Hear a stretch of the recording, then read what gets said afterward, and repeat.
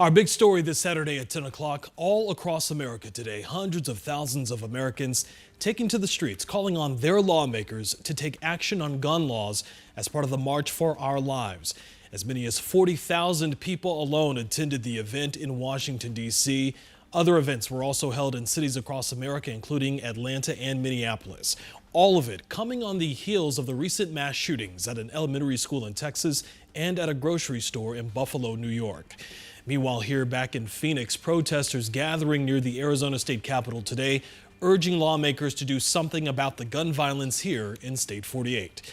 That is where we find Team 12's Erica Stapleton tonight with a look at some of the events held here today. Erica. Hey, Jonathan. The March for Our Lives movement actually started in 2018 in the wake of a school shooting in Parkland, Florida. And the recent tragedy in Uvalde actually prompted a lot of the turnout here today. The sea of people. Coming out despite the heat, which is amazing. Energizing for Laura Hackett after an emotional few weeks. Every time I hear about a school shooting from the time that Sandy Hook happened and from my hometown, actually, it really has hurt me every single time. The school shooting last month in Uvalde, heavy on a lot of hearts at this March for Our Lives rally in Phoenix, including State Superintendent of Schools, Kathy Hoffman. Well, as a mom and as an educator, I want our lawmakers to act now.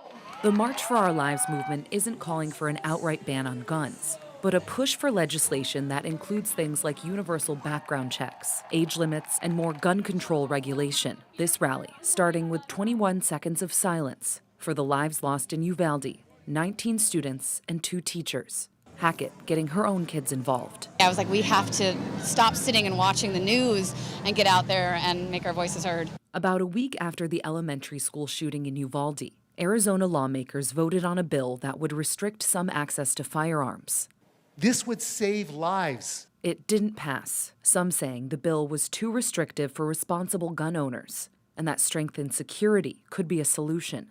Our school districts have the authority right now to secure campuses. There were less than a dozen counter-protesters at March for Our Lives at Arizona State Capitol. The march peaceful, after all. Their message and goal, to prevent violence and keep people safe. In Phoenix, Erica Stapleton, 12 News.